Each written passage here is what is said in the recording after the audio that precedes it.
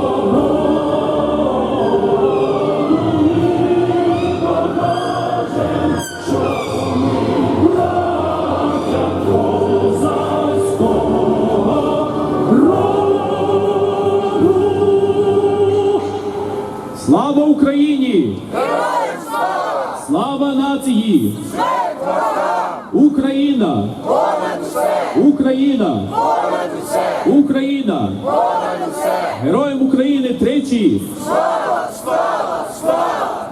Once again, my friends, we stand together with the people of Iran in their opposition against the Ayatollah regime. Because their fight is our fight and their victory is our victory. And we need to understand this. There is a war happening in this world right now. Not a local war, but a global one. A struggle between ideologies of enslavement and ideologies of freedom. We stand here on the side that we know is right. We stand on the side of freedom, on the side of better future. Thank you very much. Thank you very much. And we stand together with our friends from Iran, who oppose the Ayatollah regime, who oppose the terrorist IRGC, who oppose the terrorist Russian regime.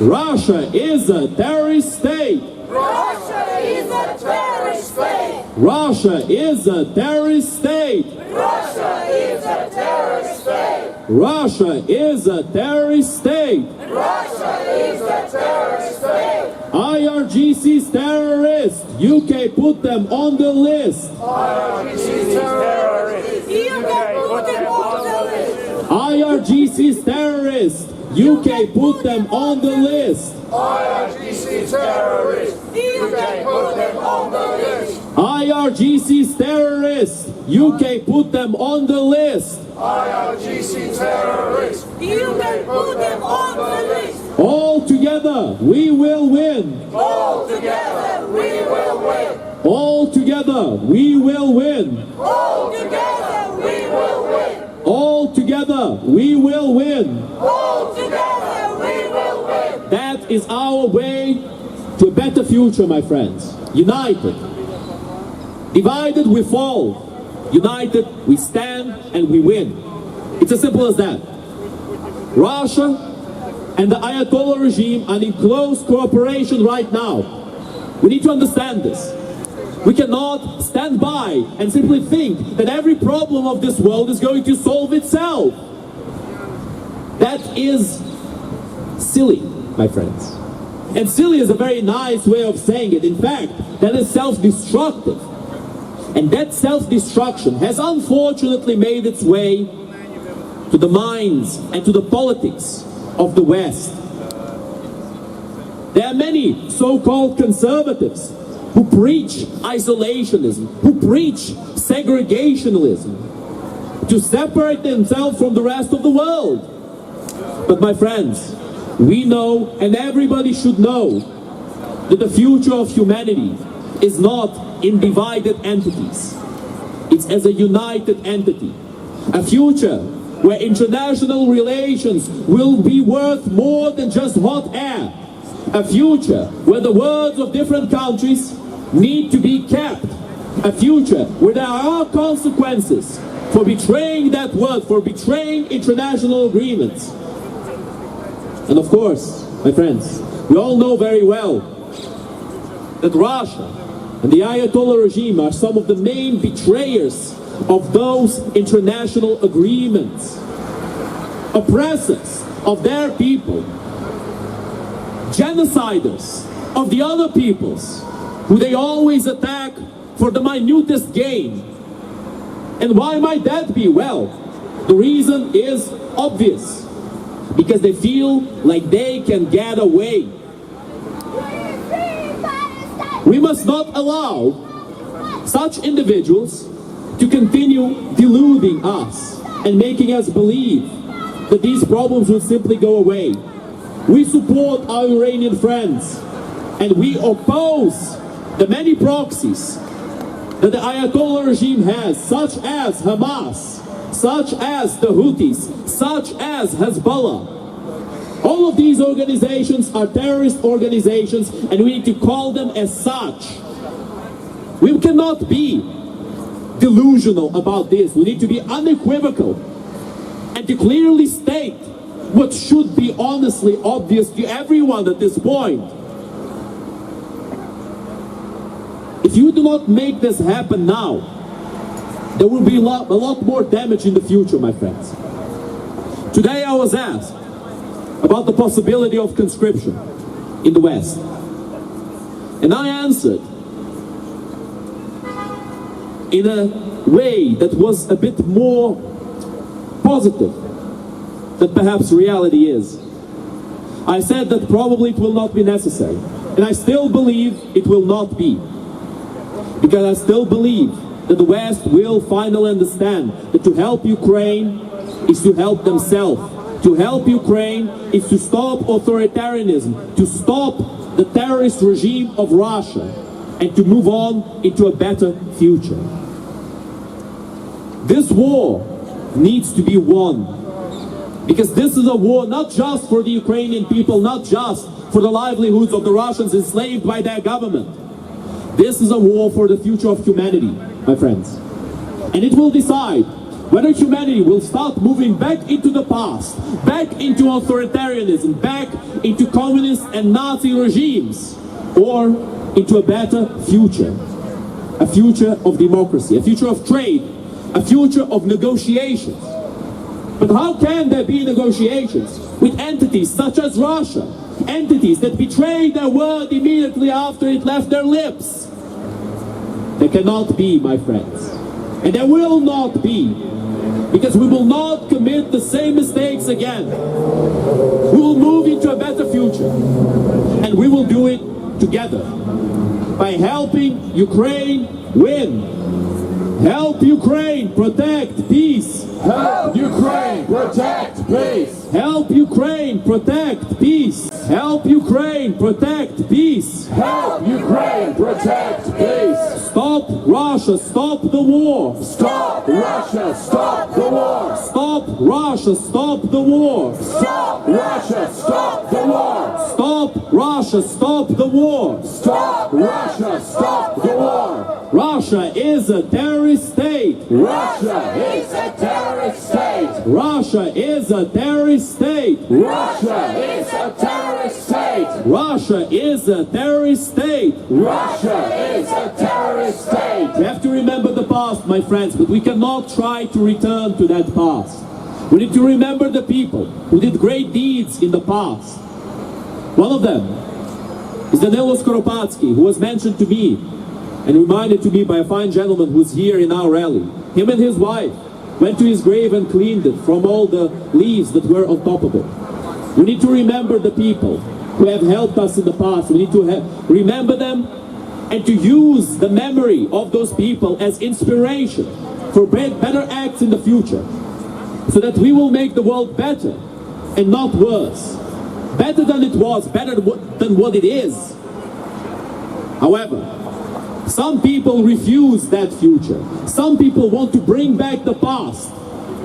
And perhaps the person who wants to bring back the past the most is Putin. He has mentioned many times that the collapse of the Soviet Union was the greatest catastrophe of the 20th century. An absolutely ridiculous claim. It's almost the same, in fact it is the same, that if a German chancellor would say that the collapse of Nazi Germany was a tragedy. Of course, they will not say that, because it's not true, and because it's absolutely insane. They would lose their power immediately. But when it's Russia that does it, for some reason, we simply suspend our disbelief and allow them to say what they want. We allow them to run their mouths as much as they want, without opposing them. And that is the real danger of this situation, my friends. Because even if somebody is spreading idiotic ideas that everybody knows are fake and false and stupid, they will get some traction if there is no opposition against them. That is, my friends, what we stand here for. To oppose such misguided ideals. To oppose the Russophiles and the apologists who claim that the way to the future is via submission to our overlords in the Kremlin and from wherever else they might want to come from. The so-called interview of Tucker Carlson shows a lot of these things very clear as day. Instead of asking legitimate questions to Putin, for example, if he's afraid of being persecuted for the war crimes that he's committed, he was asking loaded questions, easy questions, questions that Putin would love. Instead of asking Putin questions that would make him uncomfortable, questions that everybody is curious about, he instead asked him questions of why is he not even more extreme than he is now? Why didn't he take over Ukraine long ago? Why wait so long? Those were the kinds of questions that Tucker Carlson was asking. He was itching Putin even more. Why are you such a nice guy? Why did you not exterminate all of the Ukrainians before? That is the kind of demeanor that Tucker Carlson showed in his so-called interview. And all the individuals who claim that poor, innocent, prosecuted Putin could not get a word in because the evil West was not allowing him to speak, all of these people are fools. Putin has the resources of a whole country at his disposal. When he wants to speak, he can speak, and nobody can stop him. And that is why people need to understand this simple fact, that simply speaking to someone does not reveal any new information. You see, we knew what Putin stood for before, way before this so-called interview with Tucker Carlson. We knew it all along because Putin has said so himself in these hour-long James Bond villain speeches that he's made in the past so many times. Again and again and again. We hear the same exact nonsense. that Ukraine never existed, that Ukraine was invented by Stalin. And yet at the same time, Putin changes his own ideas throughout his speech. Sometimes he says Ukraine was made by Stalin. Sometimes he says Ukraine was made by Poland. Sometimes he says Ukraine was made by the Mongols. So what should we actually believe in, my friends? The answer is very simple. We cannot believe in Putin.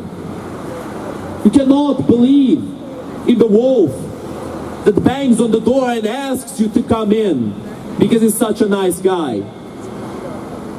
Not that the wolf would do that, obviously. But you know what I mean, my friends. In this case, Russia is reminiscent of a hungry wolf. And all of these isolationists are nothing more but the people who prefer to stay in their own home instead of banding together and killing this wolf once and for all. Unity makes strength. Division makes weakness. It's as simple as that, my friends. And to move to a better future, we need to unite at last. And we need to provide Ukraine with what Ukraine needs to finally bring this war to an end. Not for a day or a week or a month, but forever. That is our way future towards that better future. Arm Ukraine, protect peace. Arm Ukraine, protect peace. Arm Ukraine, protect peace. Arm Ukraine, protect peace. Arm Ukraine, protect peace. Arm Ukraine, protect peace. Fighter jets for Ukraine. Fighter jets for Ukraine. Fighter jets for Ukraine. Fighter jets for Ukraine. Fighter jets for Ukraine. Fighter jets for Ukraine. Air defense for Ukraine. Air defense for Ukraine. Air defense for Ukraine. Air defense for Ukraine. Air defense for Ukraine. Air defense for Ukraine. My friends, I would like to thank every single one of you for coming here today. What we're doing is unbelievably important. Because a cause that people continue to spread, a cause that people continue to stand for, a cause that people continue to fight for, will never die. And it will inevitably, eventually win. We need to show the Russian terrorist regime that they cannot simply endure a year or two of war and then things will go back to what they used to be, with the world not knowing and not caring about whatever happens in Ukraine. We need to make sure that the Russian terrorist regime sees the futility of their actions and that there is no victory for them, Pyrrhic or heroic, so there be. Although, how could we call any kind of victory for the Russian terrorist regime heroic? Of course, they would call their heroism when they retreat, when they run away, when they show these goodwill gestures. Thank you very much. When they're defeated on the battlefield by the Ukrainian army. And it will happen again many times until they're defeated for good. But for that, we need to remind the world that the war is now over, that the battle continues, the war continues. And the only one way to stop this war, to end this war, is to help Ukraine win at last. And we have support all over the world, because the world is finally waking up to the necessity of standing against authoritarianism, the necessity of standing against genocide, the necessity of standing against Russia. And that is what we stand here against, my friends. Слава Україні! Героям слава! Слава нації! Смерть ворогам! Україна! Понад усе! Україна! Понад усе! Україна! Понад усе! Героям України тричі! Слава! Слава! Слава! Ворогам України тричі! Смерть! Смерть! Смерть! І нам... Слава Україні! Героям слава! Слава Україні! Героям слава! Слава нації! Смерть ворогам! Україна! Понад усе! Україна! Понад усе! захисникам та захисницям України тричі. Slava! Slava! Slava! Hello, my dear friends.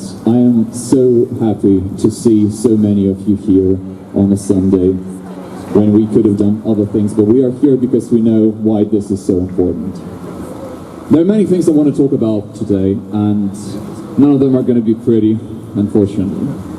I'm going to start with the thing that perhaps touched me the most over the past few days, over the past weeks, and that is one of the numerous attacks that Russia has committed against Ukraine. This time I'm going to be talking about the artillery strikes on Kharkiv that have happened yesterday, and the recovery of the bodies of which has finished today. The first news article, the first memo that I've seen about that event was that it is impossible to identify a newborn child because their body has been burnt to a crisp, and hence it is only possible to determine who that child was based on the apartment where he was found. They said that the remains of the mother have been found nearby. Accounts and the current investigation says that it is most likely that the mother was trying to hold her kids in her arms in the bathroom where they were trying to hide from the artillery strikes when they understood that the building is already on fire and they are not able to leave. In that attack, there were no survivors of that family. It was 5 people, the mother, her husband who was disabled, and their 3 kids, the youngest of which was no more than a year old. It is hard to talk about these things because they happen way too often. And it scares me how we normalize the fact that these attacks happen and that these people die. This has come to my attention just because I follow the relevant Telegram channels, because I follow the relevant news where I see the scale of the deaths of the civilian population. But I know that the majority of the people who watch the news and are following the situation in Ukraine somewhat just know of this as yet another attack. I think about all of the deaths and all of the people who we will not be able to identify, who have not been found under the ruins of collapsed buildings, and those whose lives have been cut too short by the Russian invasions. I want to remind you that over the almost 2 years of the invasion, we have found multiple clues to what Russia has been doing in Ukraine. Those include mass graves, those include recordings of Russian soldiers taking people out to a wall and shooting them dead, executing them. We know that there's a lot of people who have not been identified, and they would not be ever identified because their bodies were not found. Russia is a terrorist state. Russia is a terrorist state. Russia is a terrorist state. Russia is a terrorist state! Russia is a terrorist state. Russia is a terrorist state! I want to note that at that attack of the 10th of February, all of the objects, all of the targets of the Russian artillery attacks were civilian. There were no military infrastructure near the areas that were struck down by the Russian rockets on that particular day. Russians are deliberately targeting civilian infrastructure because that is the way they work, I guess. That is the way terrorists work. This is the way people are trying to force others to submit to them due to fear. And this is not the first time Russia has been doing this, no. We have seen this multiple times, not only over the last 2 years, but also multiple cases of that happening since 2014, after Russians have inserted their troops in the Donbas area and after they have annexed Crimea. We have seen the Russian horrors conducted not only by their soldiers, but also the private organization Wagner that has been formally hired by the Russian government to carry out its terrorist tasks. We can see by investigating Wagner that these crimes against humanity have not only been committed in Ukraine over the past 2 years, but also in Syria, in Afghanistan, in other parts of the world that Russia has been trying to put into its order. I think that everybody has heard about the Tucker Carlson interview. I want to talk about this for a second because I think that this is the first time, weirdly, I can see how Putin has messed up to the extent where I do not understand why anybody would side with him or Russia after that particular point. In the interview with Tucker Carlson, Putin has claimed that it was Poland's fault for the fact that Nazi Germany has invaded it. Putin has claimed that Nazi Germany just wanted to negotiate and Poland provoked it to attack. I'm quite happy he said that because now there's at least irrefutable evidence of what an idiot he is. And now we can at least see that Russia is indeed doing what we all want in the world to see what it is doing. And that is, Russia is a terrorist state. Russia is a terrorist state. Russia is a terrorist state. Russia is a terrorist state. Russia is a terrorist state. Russia is a terrorist state. Russia is a terrorist state. Russia is a terrorist state. We are doing what is within our power. Our troops are doing what is within their power to withhold the Russian aggression from the Ukrainian land and prevent further issues coming from the Russian side. When I say issues, I say it very easily, like it's a small problem that can be easily resolved, but I am talking about mass problems. I'm talking about mass graves. I'm talking about yet again finding a fully destroyed city with multiple corpses littered on the grounds of that city. I am talking about another ecological catastrophe, something like what Russia did with the Kakhovka Dam almost half a year ago now. Our troops are fighting what they can, and now I think it's important to talk about the support that Ukraine has been getting from the United States, from the NATO countries, and from other alliances, but more importantly, why that support needs to continue regardless of what is going to happen. I think it's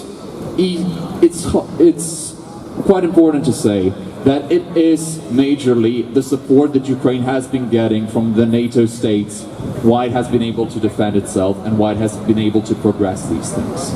Unfortunately, as a state that has been under Russian control for over a century and has later had corrupt politicians up until 2014, Ukraine has not had too much resources to defend itself. Now it does, and we can see that Ukrainian troops are able to learn the ways of operating the technology that is being provided to them. We can see that Ukrainians are doing everything what is within their power, breaking all of the deadlines in order to learn how to defend their country as quickly as possible. That support needs to continue because all of the things that we're talking about are not a grand scheme, right? Like those are not like big decisions. We are talking about small things that can be altered on an everyday basis and where each of us can do something in order to make that happen. Be it our own funding and our own fundraising to get humanitarian help where it needs to get, including medical aid for the soldiers up at the front line. That also includes being able to write to your MPs and talk about this and make sure that Ukraine's support is not being diminished at any of the points. I think it is especially important to talk about this. But before, I was told that we need to scream a bit more, so let's do that. Arm Ukraine, protect peace! Arm Ukraine, protect peace! Arm Ukraine, protect peace! Arm Ukraine, protect peace! Arm Ukraine, protect peace! Arm Ukraine, protect peace! Fighter jets for Ukraine! Fighter jets for Ukraine! Fighter jets for Ukraine! Fighter jets for Ukraine! Fighter jets for Ukraine! Fighter jets for Ukraine! Air defense for Ukraine! Air defense! For Ukraine! Air defense for Ukraine! Air defense! For Ukraine! Air defense for Ukraine! Air defense for Ukraine! Why it is important to talk about this? It is because today Trump in the US has given a very interesting statement. He has said that he would be supporting the aggressor, Russia in this case, in invading NATO states that, in his words, do not pay the fees of being within NATO. But for me, that does not really mean that. The moment a potential leader of a country as powerful as the US is talking about the probability of withdrawing support from states of the NATO alliance just because he doesn't like them, because I do not take they're not paying their fees as something serious, I believe that that is a serious breach of what we consider our safety. But before I talk about that in order, I just want to share something. I, as many people who stand here, and I, as many people who are in Ukraine, we work, we pay taxes, we have everyday troubles we are working with, and we are finding time to come here to these rallies to talk about these things and find ways to support Ukraine through the ways we can. Sometimes it gets too tiring.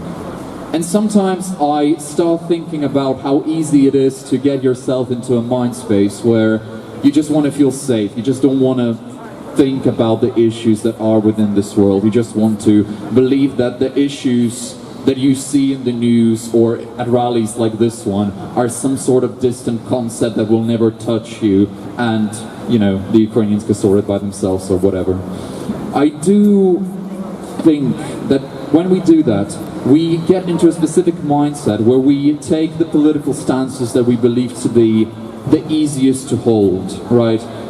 We allow ourselves simplifications in regards to how things happen in the world in order to protect that sense of safety that we are working with in order to feel okay in our everyday life. The problem here is that Ukrainians, along with a lot of other nations that are currently under fire and are currently struggling, we do not necessarily have the liberty, or I would say the potential, to have these safe thoughts.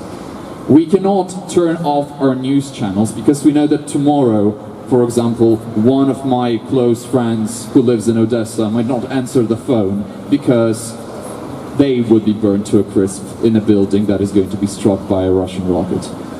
Because tomorrow I might learn that my hometown no longer exists as I know it, and it would be impossible for me to come back there throughout my lifetime. There is a lot of pain in what is happening in the world. And there's a lot of pain for us to deal with what is happening to Ukraine in the hands of the Russian aggressor.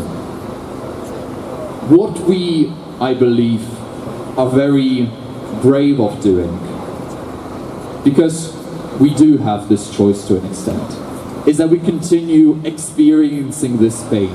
We remember that if we don't come here to these rallies, nobody is going to stand our ground. We know that the moment we are going to think that this is an issue that happens somewhere else and we're safe here in the UK, it is not going to go anywhere. Because all of the decisions that are made on higher levels, if you want to call them that, all of the small things like the possibility of saving a life by having enough medical aid at a specific place, it's not something that just happens. It is people like you and me who donate to the right sources, who come to the rallies like this, who are politically active, who repost the needed content on their social media, and they are the ones who are making things happen, and they are the ones who allow us to have the freedoms we have today and exercise them on an everyday level in a free country such as the United Kingdom. Stand with Ukraine! Stand with Ukraine! Stand with Ukraine! Stand with Ukraine! Stand with Ukraine! Stand with Ukraine! Stand with Ukraine! Stand with Ukraine! Stand with Ukraine! Stand with Ukraine. I never knew in my lifetime, before 2 years ago, that I would be part of a nation that has entered war in the 21st century. I believe that war is a distant concept that does not happen here, not today, not in this part of the world. How would it ever happen? This should have ended with the Second World War ages ago. But the 24th of February 2022 showed me otherwise. And it showed me how fragile the concept of safety is when you allow aggressors, when you allow countries, leaders, groups that want to destroy you for the fact that you are Ukrainian, white, black, Jewish, etc. It is very dangerous to not react to those groups as they are. I fear that one day I will have to wake up and experience what my grandparents experienced on the 1st of September 1939. I worry about a full-scale war in Europe.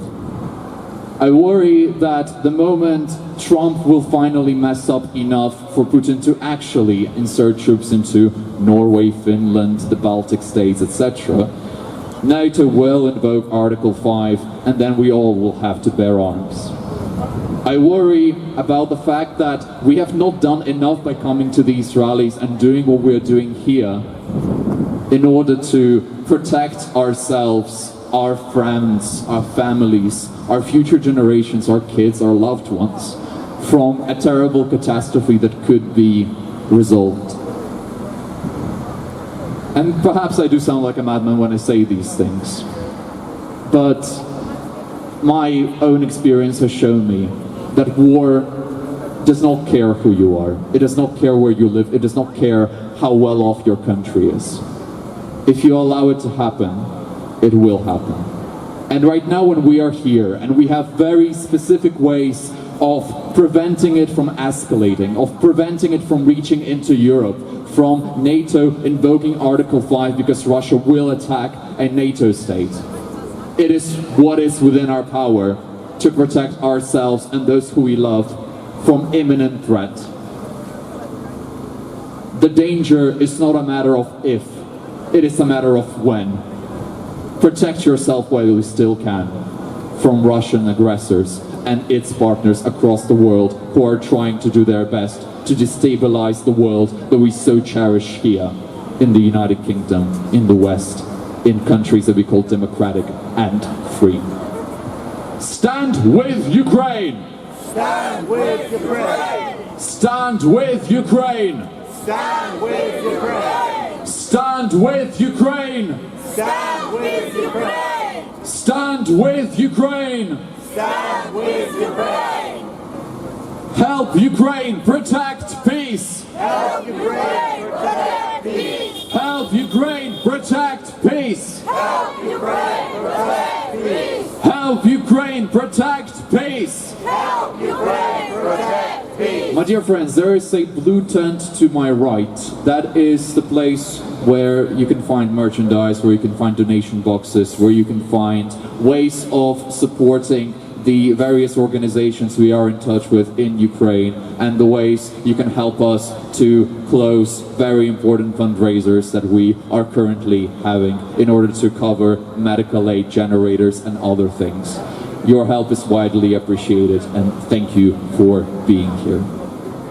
I guess the final things that I'm going to talk about, because there have been way too many, is that... Thank you! All together, we will win! All together, we will win! All together, we will win! All together, we will win! All together, we will win! I found that ironic because I wanted to talk about Russia specifically the moment that happened, so that's very good for us. Russia is a country that I still think is widely romanticized in the West, and it is widely romanticized around. You know, the whole idea of the great Russian art, the great Russian culture, I don't know, Swan's Lake, the Nutcracker, etc. There is still a very large romanticization of Russian culture as such, and there's a very strong romanticization of socialism and communism in the form that it was enacted by the Soviet Union. Let's dissect this, let's talk about this. I think it's very important to understand that what is being romanticized is not what actually happens in Russia and how Russia is presenting those things, but rather the idea of what these things could have been if we remove all of the ugly parts of it from Russian side. I think it's very hard to talk about art without differentiating it from its origin and from where it comes, right? We still boycott, as many organizations still boycott J.K. Rowling from anti-trans claims. Many people still provide a lot of cancelling, as we call it, because they do horrendous things, and we understand that supporting their art would mean funding potentially dangerous narratives that would be enacted onto the political scenes within the interests of those actors. I think it is important to understand this within the context of Russia as well. The moment we do consume Russian products, and when I mean that, I mean products that are created in Russia by organizations that are registered in Russia, or from partner organizations around the world that have specific ties to Russia, we are not just buying something and that's it. All of these organizations, all of these individuals, your favorite artists on Spotify or whoever, or your YouTubers who are on YouTube, of course, and who get money and monetize their videos, all of them pay taxes to the Russian government. Those taxes in turn are being transformed into what is killing our people on an everyday basis. We know that because many organizations did not stop trading with Russia after the full-scale invasion has started, multiple billions of dollars have flown into Russia's economy that then have been transformed into rockets, into Shahed drones that Russia buys from Iran, and all of the other things. Read history books. Read people who are analysts from the countries that are being invaded by such countries as Russia. Know where your money goes. Be a conscious consumer. Please do so. Russia is going to use every moment it can in order to fund their rockets, in order to attack Ukraine, in order to destabilize the world as we know it. Russia is a terrorist state. Russia is a terrorist state. Russia is a terrorist state. Russia is a terrorist state. Russia is a terrorist state. Russia is a terrorist state. Russia is a terrorist state. Russia is a terrorist state. I think another historical remark that I do need to make is that at the beginning of the Second World War, you know, when the Nazis invaded Poland and all that, the Soviet Union has, for a very considerable amount of time, sided with the Nazi Germany.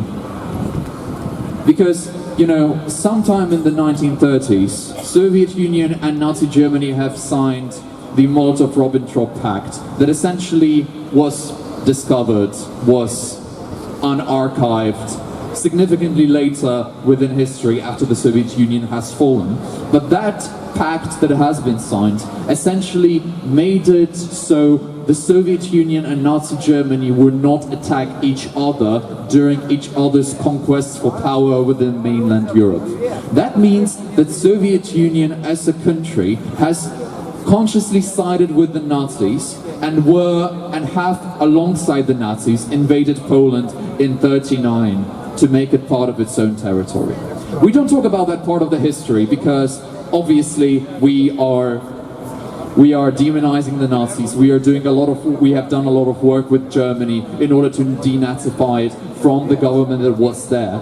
But the idea of Nazis being contained to Germany as such at that particular time is something that greatly simplifies all of the relevant parties that were taking part in the horrendous atrocities that were happening within the 20th century.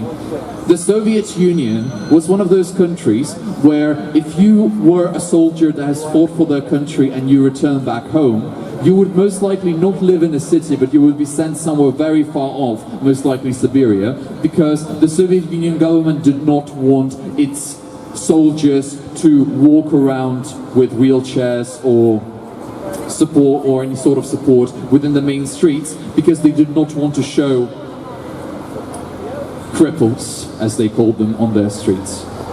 We are talking about a country that has killed many people. We are talking about a country that has had significant part in destroying other countries' infrastructures and other countries' elite and intellectuals, such as the shot down Renaissance, the executed Renaissance of the 1930s, when Russia has killed the majority of Ukrainian elites, poets, musicians and others.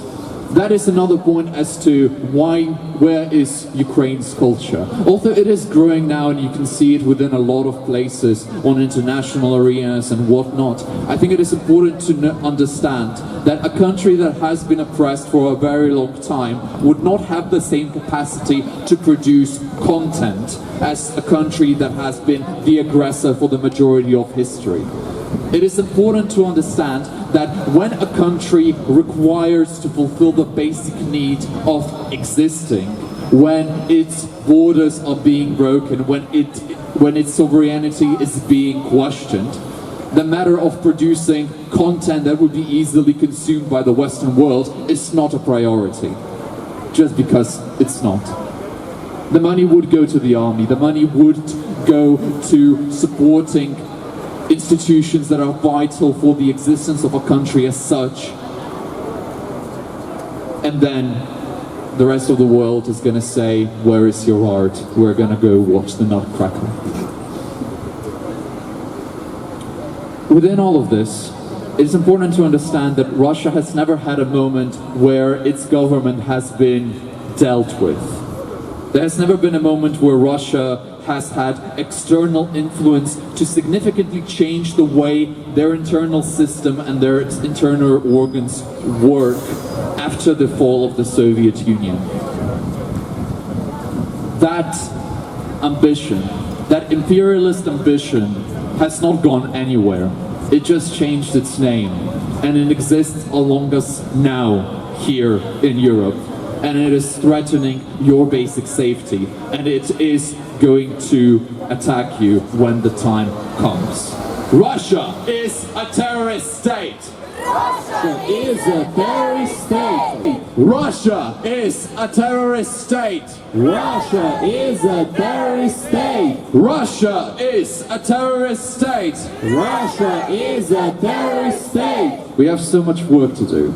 And it's not only about the things that I have extensively covered over the last, 20 minutes or how much I've been talking. We know that there are multiple processes happening at the moment. Yet we as a society, I guess, does not really follow things for a while unless we are very interested in them, and the moment they leave the social media. We can see that with many things, but one of the things that I want to talk about specifically is the exchange of prisoners of war and how that has been going on.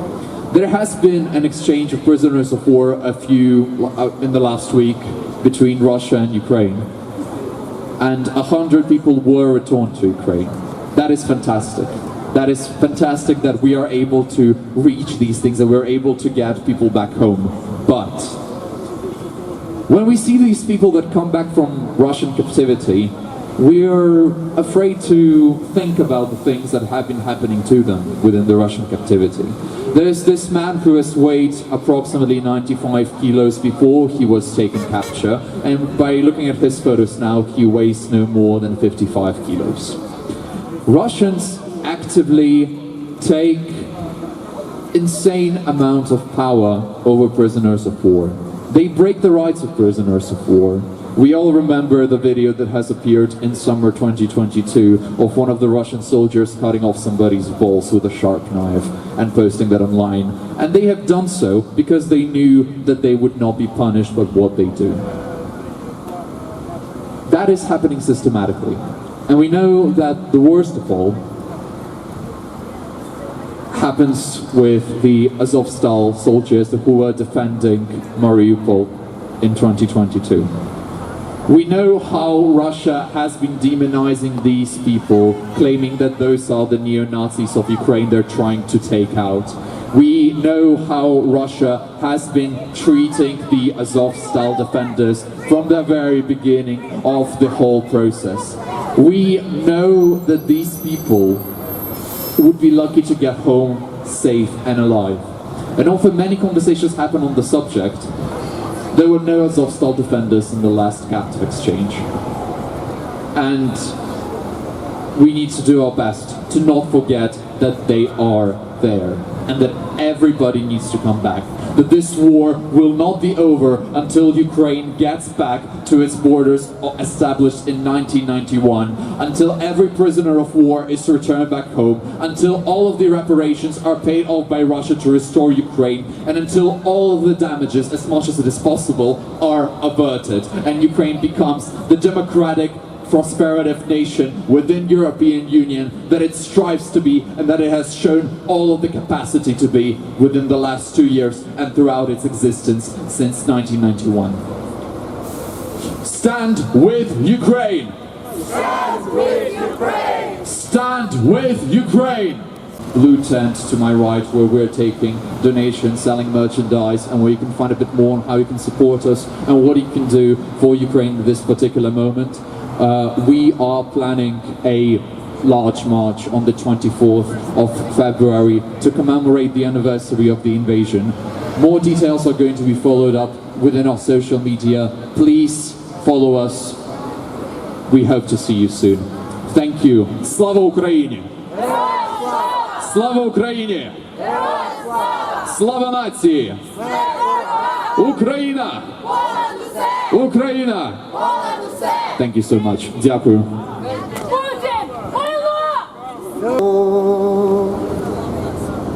Слава Україні! Слава Україні! Слава нації! Україна! Ukraina! So what I wanted to talk about today is that we absolutely cannot fall into the trap of calling what is happening in Ukraine a tragedy. Calling it a tragedy shelters the perpetrators from blame and responsibility. Russia is completely to blame for what is happening in Ukraine, for what has happened since 2014, and that should be stated everywhere. And you know what that means when people call it a tragedy?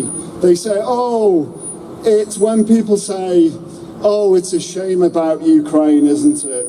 Such a shame. And we shouldn't see it like that. Also, can we turn it down a little bit, please? That's better. So it also allows the rest of the world to absolve themselves of responsibility. We've got to realize what we're talking about here. What's gone on in Ukraine? We're talking about the abduction of children. We're talking about the rounding up of men. We're talking about the raping of women. We're talking about the deliberate targeting of civilian infrastructure. We're talking about the deliberate targeting of the energy grid. We're talking about the targeting of hospitals, the targeting of schools, the bombing of the Novakhovka Dam, the torture of Ukrainian soldiers, the killing of Ukrainian prisoners of war. Let's be in no doubt, these are all war crimes. Russia is a terrorist state. Russia is a terrorist state. Russia is a terrorist state. Russia is a terrorist state. Russia is a terrorist state. Russia is a terrorist state. Stop the war crimes in Ukraine. Stop the war crimes in Ukraine. Stop the war crimes in Ukraine. Stop the war crimes in Ukraine. Stop the war crimes in Ukraine. Stop the war crimes in Ukraine. And yes, it has been a disaster that there's been a delay in military aid to Ukraine. And this has not just been a recent problem. This problem has existed for nearly 2 years now, since the beginning of the full-scale invasion. We've had this idiotic concept of escalation management. And what has this meant? This has meant that the playground bully, which is Russia, has been allowed to continue bullying. This approach has been, let's support Ukraine, but let's support Ukraine so that it doesn't completely win. And so that Ukraine doesn't completely lose either. This is the wrong approach to take. The longer this war has gone on, the longer that Russians feel comfortable in this. I think if we look at things, we can definitely say that Russia has adapted to this modern warfare the longer the war has gone on. So we need more commitment to Ukraine. So what we've got to say is, world support Ukraine. World support Ukraine. World support Ukraine. World support Ukraine. World support Ukraine. World support Ukraine. I like to think of myself as an optimist. And every time I think about Ukraine, I think to myself, Ukraine will win. But it is not a given. And sometimes we need to have a reality check in order to get things right so that Ukraine does win. And this reality check involves being honest with ourselves. And the worst case scenario is Russia getting their way. And we need to be aware of that in order that that doesn't happen. And why is this ongoing war, which has already lasted 2 years, the full-scale invasion, okay for the Russians? It's because they are okay with all the losses. It doesn't matter to them. And what makes them dangerous? They will have had enormous experience of conducting a land war, which apart from Ukraine, nobody has experience of. So you can see when generals in Europe talk about Russia presenting a problem in the next 5 years, it's not an exaggeration.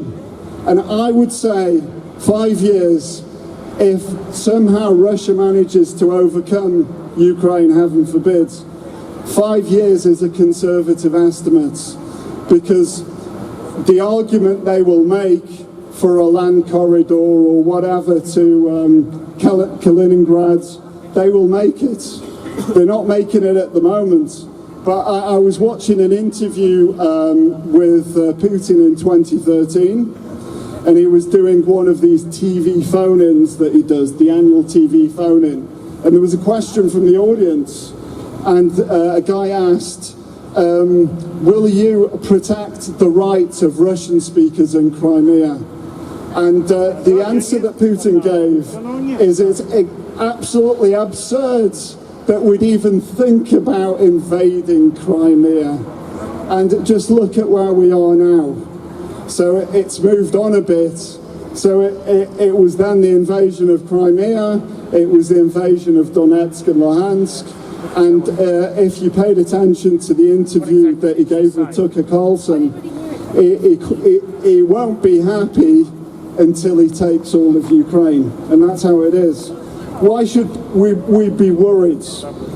Because Russia has adapted to this.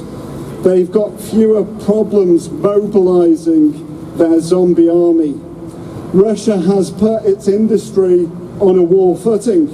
And despite all the difficulties that Russia has, it seems to be adapting faster than the Europeans. So I talked earlier about the German Ministry of Defense saying that we should be preparing for war with Russia in the next 5 years. If Europe doesn't increase its military support for Ukraine, that may well be a conservative estimate. We've got to wake up and we've got to arm Ukraine now. And when we talk about arming Ukraine now, we're arming Ukraine with the weapons it needs to do the job. Arm Ukraine now! Arm Ukraine now! Arm Ukraine now! Arm Ukraine now! Arm Ukraine now! Arm Ukraine now! I don't know if Pavlo watched all of the Tucker Carlson interview. I did. You did. I couldn't get past the first 19 minutes. It was a rewriting of history. It was just lies, lies, lies. It was appropriating Ukrainian history. It was like, Russia, don't you have a history at all? That's all Ukrainian history there. So Russia lies, Russia lies, Russia lies all the time. Russia lies, Russia lies, Russia lies all the time. Russia lies, Russia lies, Russia lies all the time. Russia lies, Russia lies, Russia lies all the time. Russia lies, Russia lies, Russia lies all the time. Russia lies, Russia lies, Russia lies all the time. I just want to end with a few words from an expert, because it's good listening and reading these experts. And this expert is a Ukrainian professor of history called Yaroslav Hrytsak. I don't know if you know him. I think he's a lecturer at the Catholic University of Lviv. And he is quite optimistic about 2024. I know it's quite difficult to be optimistic at the moment, because it feels sometimes, I don't know how much we've discussed Zaluzhny in our circles, but I felt that was a big blow, and I felt that Zaluzhny was often telling the truth and the hard truth, and hopefully with the new general, and hopefully as Zelensky moves on, he remembers the things that Zaluzhny said, the things that are important, and that we build on the work of General Zaluzhny, because I think he did a fine job as a general, and it's important that what he said and done is not forgotten. So I come on to this interview. It was with Radio Europe with Yaroslav Hrytsak. And he said the events of 2024 may lead to the possible end of the war. So in comparison with World War II, we are not in 1939. At the moment, we're in 1942. Of course, a very approximate comparison, it's when Stalingrad happened, when the tide started turning. So 2024, in his view, is the opportunity to start laying the groundwork in order to start turning the tide. The responsibility for making this turn happen does not lay solely with us. It is also the responsibility of the West, because this is a long war.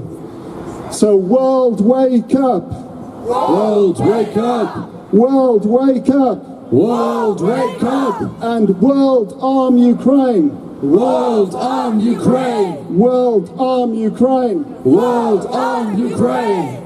World, arm Ukraine! Arm Ukraine!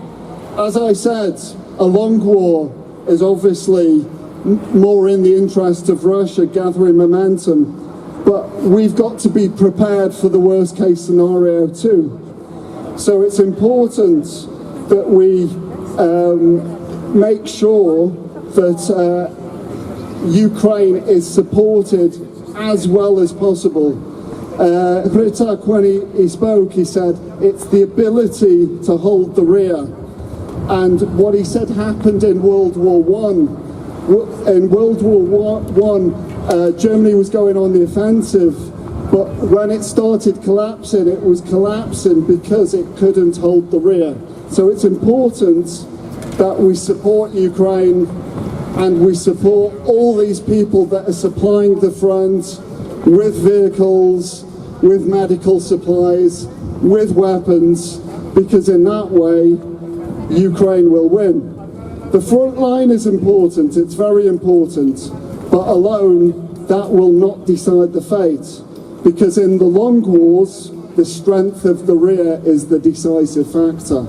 So I think that tells us all that we need to continue standing with Ukraine, we need to do our bit, and like I said before, when it's difficult and when it becomes difficult for everyone, we need to work that much harder. And I'm committed to that, and I'm sure you're committed to that too. So all together we will win. All together, we will win. All together we will win. All together, we will win. All together we will win. All together, we will win. Slava Ukraini! Heroям slava! Come on, you can do better than that. Slava Ukraini! Heroям slava! Slava Nazi! Смерть ворогам! Ukraina! Понад усе! Ukraina! Понад усе! Thank you. Thank you very much, Thomas. Thank you. A lovely speech as always. We always very welcoming for people to do a speech here with us. Because this is not something that only some of us can do. This is something that every single one of us needs to be doing to spread the word of the Ukrainian people to the whole world every single time that we speak. That is the way we're going to do it. And now, my friends, I would like to give word to our best photographer in our rallies, Dima Malenko here. Come here, my friend. Thank you. I guess I'll be your long-time listener, first-time caller kind of guy here.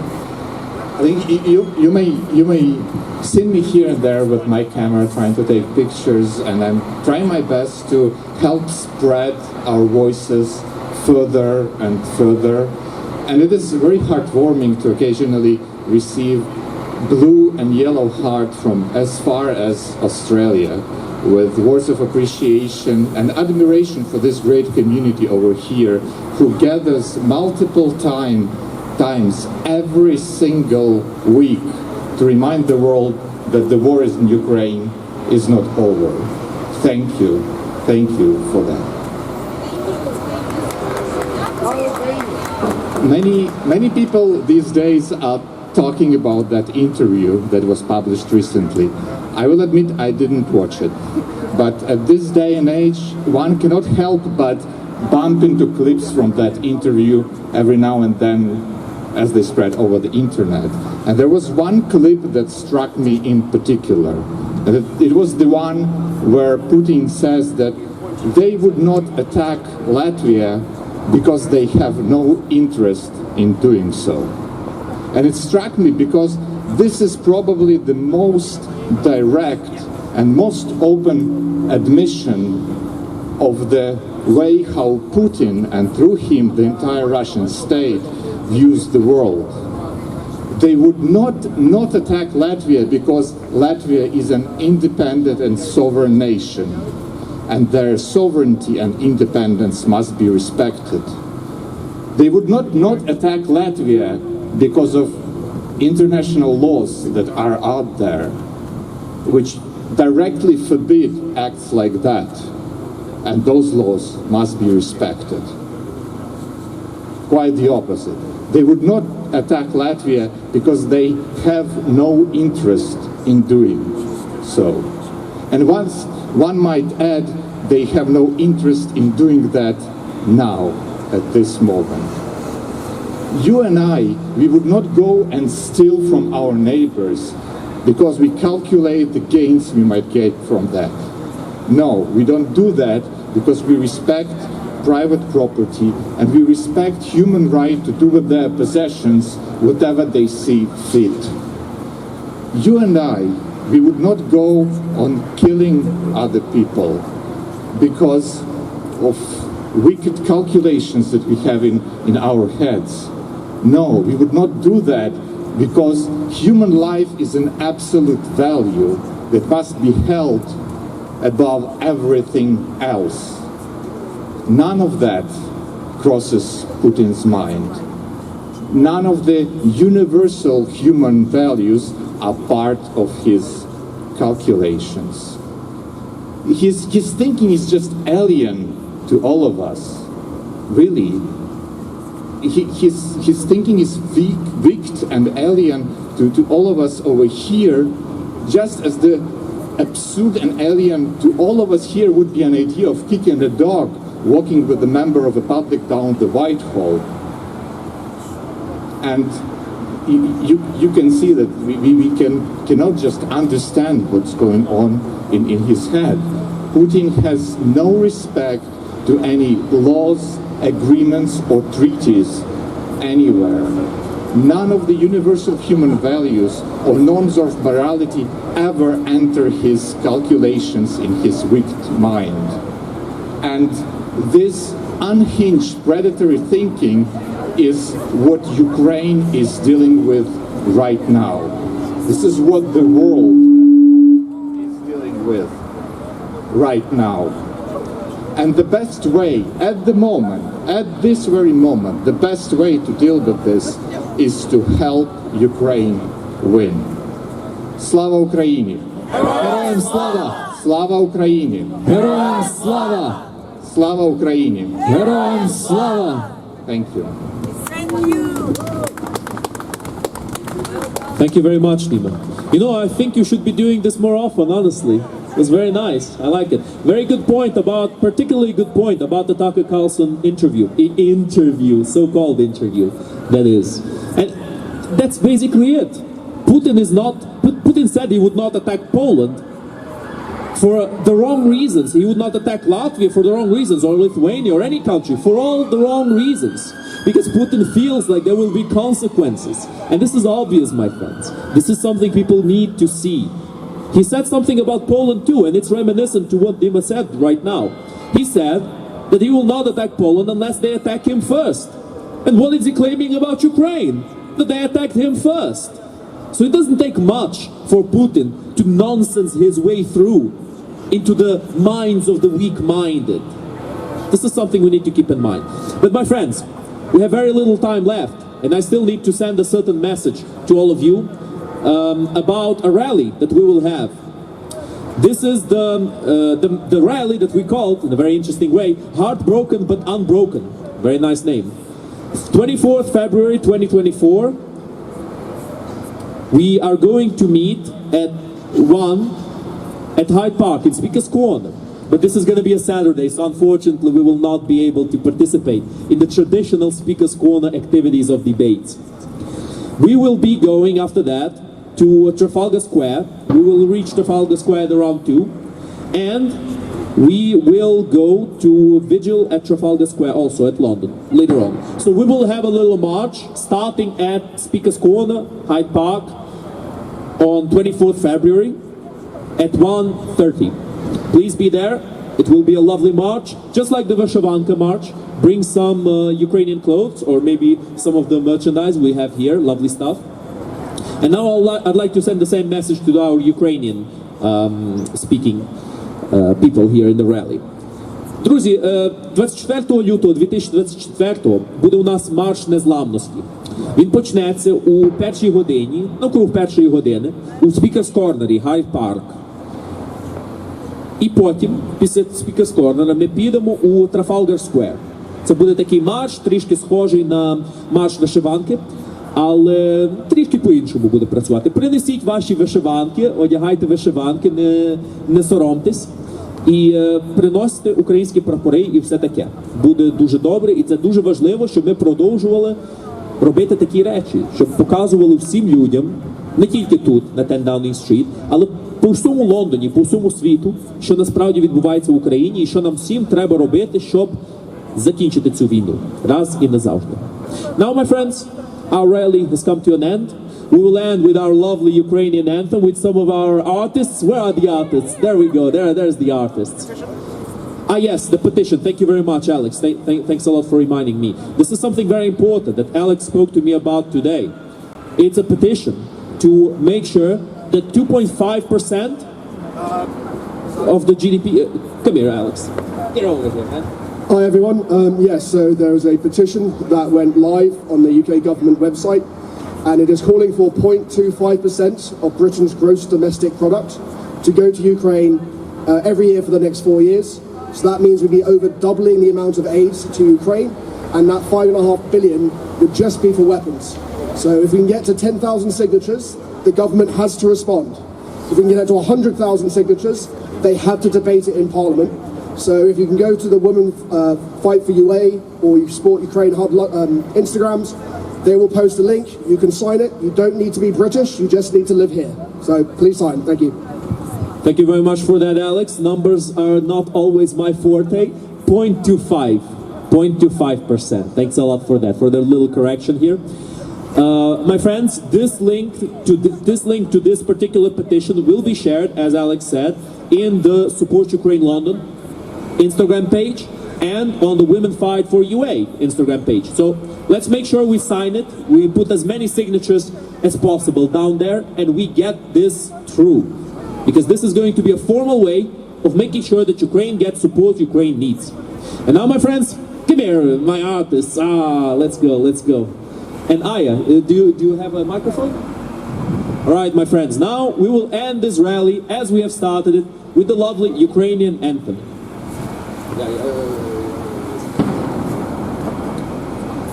All right, let's go.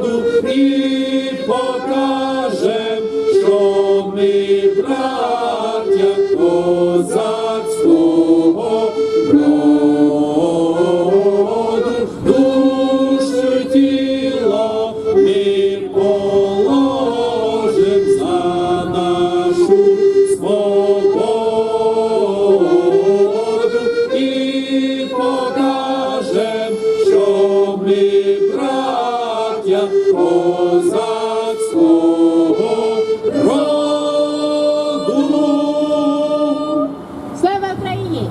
Героям слава! Слава нації! Смерть ворога! Україна! Понад усе! Україна! Понад усе! Україна! Понад усе! Закликаємо Україні тричі! Слава! Слава! Слава! Дякую. Щоб усі знали, мене примусили співати. Дуже гарно співає!